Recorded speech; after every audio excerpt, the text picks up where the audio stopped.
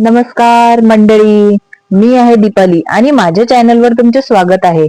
मी आज घेऊन आली आहे तुझ्यात जीव रंगला मधील अजित आणि स्नेहा स्पेशल भाग तुमच्यासाठी. अजित विकासच्या दुकानात गेला होता. जयश्री पण तिथेच होत्या. काका साड्यांचा नवीन माल येणार आहे, त्यांना चुकून मला कॉल केला होता. तुम्हाला एकट्याने उतरवता येणार नाही म्हणून मी आलो होतो, अजित म्हणतो. बरं झालं आलास. उतरवायला नाही होत, विकास म्हणतात. बाहेर गाडीचा आवाज येतो. आले वाटतं, विकास म्हणतात. अजित आणि विकास साड्यांचा माल घेण्यासाठी जातात. सगळ्या माल मध्ये ठेवला तर अजित जायला लागला होता. तेच त्याची टक्कर झाली. अरे दिसत नाही का, अजित म्हणतो. सॉरी हा, जरा घाईत होते, स्नेहा म्हणते. तुम्ही, अजित म्हणतो. स्नेहाकडे बघत तिथंच थांबतो. अजित जात नाही का, विकास म्हणतात. तेव्हा अजित भानावर येतो. हो काका, जात आहे, अजित म्हणतो. एकदा स्नेहाकडे बघतो, घरी जायला निघतो. टिया पण भेटते. अजित तिच्यासोबत बोलतो आणि घरी जायला निघतो. स्नेहा अजितकडे बघत असतो. अजितने पण जाताना तिच्याकडे बघत होता. गाडीचा आवाज आला तेव्हा तो भानावर आला आणि घरी निघून गेला. किती मस्त आहे, मला तर खूप आवडतो. माझ्याकडे बघतो पण त्याला पण मी आवडत असेल का, मला जाणून घ्यायची आहे, स्नेहा मनात विचार करते. स्नेहा दी कुठं हरवली आहे, केव्हापासून हाक मारत आहे, टिया म्हणते. अजित बद्दल विचार करत होती. किती साधे राहतात. रायाच्या लग्नात सगळं बसून होते, पण ते किती काम करत होते. त्यांची फॅमिली पण किती छान आहे ना. स्नेहा अजित बद्दल, त्याच्या फॅमिली बद्दल भरपूर बोलत होती. खरंच आहे, राया दादा सगळ्यांची मदत करतात. अजित दादा नेहमीच त्यांच्या सोबत असतात. दोघं भाऊ कोणाला पण मदत करायला तयार असतात, टिया म्हणते. त्या साड्या घेतात, घरी जातात. स्नेहा मी आवडत असेल का, माझ्याकडे तशाच बघत होत्या. त्यांना विचारू का, रायासोबत बोलून घेऊ का, त्यांना मला गमवायचे नाही आहे. अजित विचार करत घरात जातो की आबांना धक्का लागतो. अजित तर तसाच उभा राहिला. काय रे, तुझं लक्ष कुठे होतं, मी दिसलो नाही का, आबा म्हणतात. ते आबा लक्ष नव्हते, जरा विचार करत होतो. आत्ताच माल उतरवून आलो आहे, अजित म्हणतो. अजित ये, नाश्ता करून घे, माई मधून हाक मारते. अजित पटकन माईजवळ निघून जातो. आबा हसत त्यांच्या रूम मध्ये निघून जातात. अजित नाश्ता करून त्याच्या रूम मध्ये निघून जातो. राया त्याच्या रूम मध्ये बोलवून घेतो. राया पण लगेच येतो. अजित काय झाले, असे का बोलवून घेतले, काही काम आहे का, राया म्हणतो. मी आज दुकानात गेलो होतो, तिथे टियाची बहीण स्नेहा पण होती. मला तिला सांगायचे आहे, मला ती आवडते, अजित म्हणतो. ती सकाळी फिरायला एकटीच असते, तेव्हा बोलून घे, राया म्हणतो. मी जाईल आणि विचारून टाकेल, अजित म्हणतो. अजित सकाळी लवकर शेताकडे जातो. तिथे स्नेहा चालत असते. स्नेहाचे लक्ष नसते. अजित स्नेहाजवळ येतो. स्नेहा थोडी दचकते, मागे सरकते. घाबरू नका, मी अजित आहे, मला तुमच्यासोबत बोलायचे आहे, अजित म्हणतो. स्नेहा मोठा श्वास घेते. सकाळी तिथे कोणीच नसतं. स्नेहा फक्त चालायला येते. आज अचानक अजित आला म्हणून ती घाबरली होती. अजितला समजले स्नेहा खूप घाबरली आहे. तो तिला पाणी देतो. ती पाण्याची बाटली घेऊन आली होती. स्नेहाने पाणी पिले तेव्हा तिला थोडं बरं वाटले. आता ठीक आहे ना, अजित म्हणतो. स्नेहा मानेने मान हलवते. आपण फिरत बोलू का, अजित म्हणतो. असं काय बोलायचं आहे, तुम्ही एवढ्या लवकर इथं आले आहे, स्नेहा म्हणते.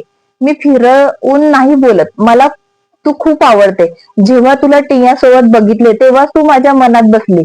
माझ्यासोबत लग्न करशील का, अजित म्हणतो. स्नेहाला तर अजितकडे बघत होती. तिच्या डोळ्यात पाणी होते. तिला वाटत होते अजित तिला कधीच सांगणार नाही, मी त्याला आवडते. तो स्वतःहून मला सांगत आहे, ती मनात बोलते. स्नेहा बोला ना काहीतरी, अजित तिच्याकडे बघत म्हणतो. मला तुम्ही आवडतात, पण घरचे काय बोलतील म्हणून मी काही बोललेले नाही. मला तुमच्यासोबत लग्न करायचे आहे, स्नेहा लाजत म्हणते. खरं बोलत आहे ना, आपल्या लग्नासाठी काही पण करायला मी तयार आहे, अजित म्हणतो. आपण आपल्या घरी सांगू, मी माझ्या सांगते, तुम्ही तुमच्या सांगा, बघू आपले आई बाबा काय म्हणतात, स्नेहा म्हणते. आमचे आबा खूप चांगले आहे, त्यांना आमच्या मनातले आधीच समजते, अजित म्हणतो. तुम्ही बोलून घ्या, माझा नंबर देते, मला कॉल करून सांगा, स्नेहा म्हणते. अजित स्नेहाचा नंबर देतो. स्नेहा पण अजितला नंबर देते. दोघं पण घरी निघून जातात. अजित रायाजवळ जातो. अकिरा पण असते. राया राया, अजित रायाला गोल गोल फिरवत असतो. अरे हळू, मला चक्कर येत आहे. एवढा आनंद का बरं झाला? सकाळी काय झाले? राया म्हणतो. तिने हो म्हटले. आबाला सांगायचे का? ती म्हणत होती घरी तयार होतील का? अजित म्हणतो. आपले आबा करतील काहीतरी, तू नको टेन्शन घेऊ. अकिरा नाश्ता लाव, मला शेतात जायचे आहे. राया म्हणतो. अजित त्याचे आवरायला जातो. आबाच्या डोक्यात आले. आबा डेअरीत बसले होते. तिथल्या मुलांना सांगितले मी जरा जाऊन येतो. आबा डेअरीतून बाहेर पडले. विवेकला कॉल केला.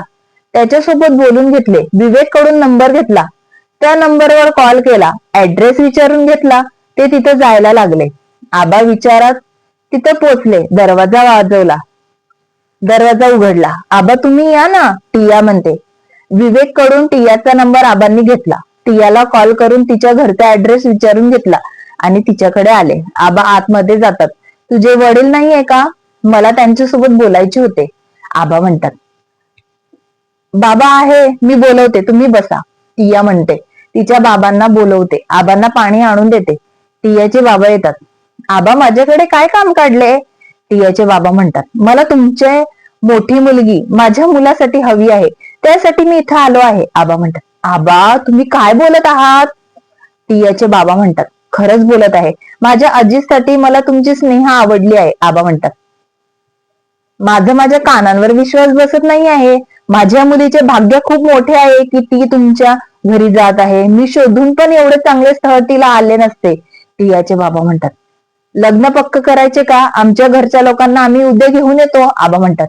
तुम्ही घेऊन या, मी गुरुजींना बोलवून घेतो. टियाचे बाबा म्हणतात. आबा तिकडून निघून जातात. टियाच्या घरी सगळ्यांना आनंद होतो. आबा घरी येऊन सांगतात. मी अजितसाठी मुलगी बघितली आहे. आबा मला लग्न नाही करायचं त्या मुलीसोबत, माझे प्रेम आहे स्नेहावर. अजित आबाला सांगतो. मी जी मुलगी बघितली आहे तिच्या सोबतच लग्न करावं लागेल. आबा म्हणतात. आबा माझे ऐकून घ्या ना, मला नाही लग्न करायचं दुसरी मुलीसोबत. अजित म्हणतो. मी कुठं म्हटलं आहे दुसरी मुलगी सोबत लग्न कर? मी तुमचा बाप आहे, मला सगळं कळतं. आबा म्हणतात. काय? तुम्ही काय बोलताय? ती मुलगी स्नेहाच आहे. अजित म्हणतो. आबा मान हलवतात. अजित आबाला मिठी मारतो. नंतर ते लग्न पक्क करायला जातात.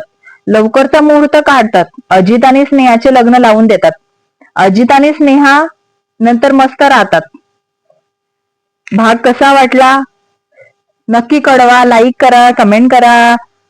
पुढील कथा ऐकायची असेल तर सबस्क्राईब करा, मला सपोर्ट करा. धन्यवाद.